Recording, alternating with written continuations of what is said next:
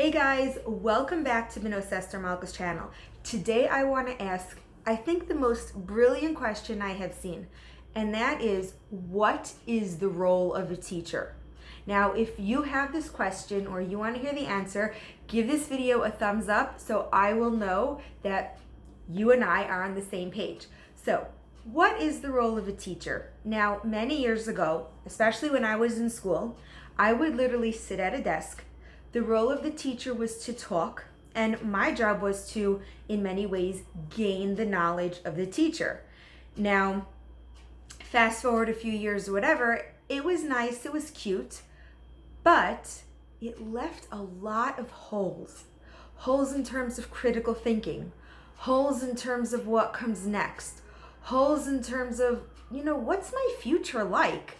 So I spent many years, just since I graduated, researching, and I'm like, no, something is wrong. And I'm going to think of what should the role of a teacher be. Now let me tell you, the role of a teacher should be to bond with a student, get to know their strengths and weaknesses, help the student promote their strengths, and the role of the teacher in terms of teaching should be to guide the student's weaknesses so it levels out with their strengths. Now think about this for a second. This is like really, really deep. Just take a minute to stop and think. If I have a student in my class who is fantastic at math, so my job as a teacher is going to be to push them at math. Let's say the whole class is doing addition. I say, no. The whole class is not doing addition. That student's doing addition.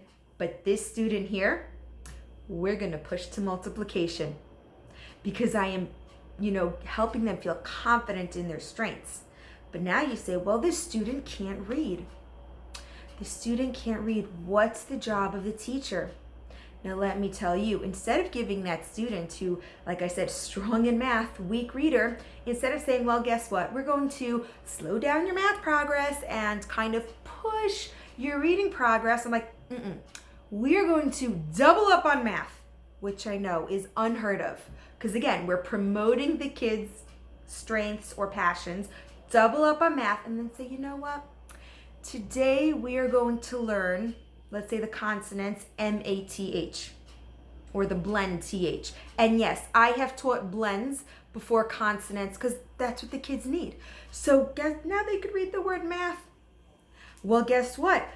What's another math word? Addition. So they already know the A sound, so they could say a, and then I'll teach them the sound duh, and then the blend T-I-O-N. I'm like, oh my gosh, you didn't teach the alphabet.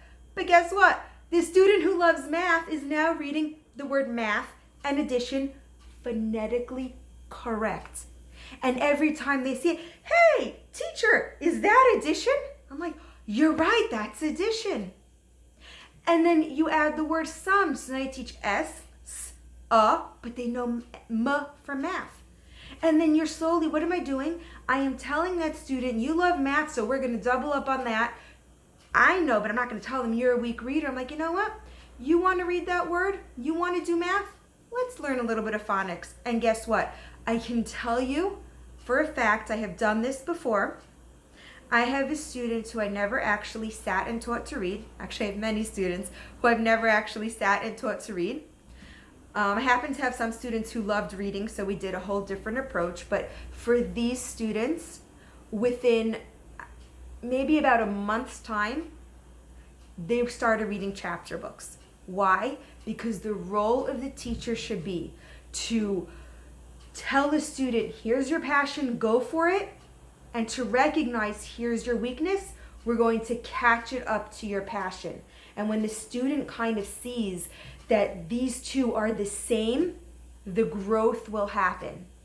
So teachers, I know this is like huge, and I know this is really, really difficult. So I would actually like to open this up to a discussion.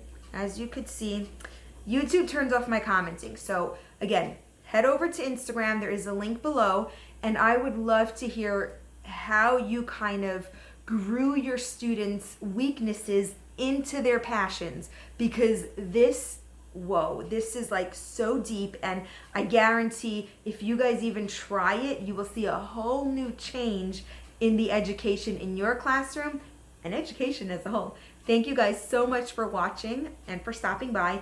If you have any questions, well, like I said, feel free to head over to Instagram. And just as a secret tip, because I believe everything should be fun and games, I actually also down below have a Pinterest account where I just scour the web all the time for teachers and what they found works, and I have literally hundreds of resources, and most of them are free, up over on Pinterest. So don't forget to check out both of those links below. Thank you guys so much for stopping by. Have a super fantastic day.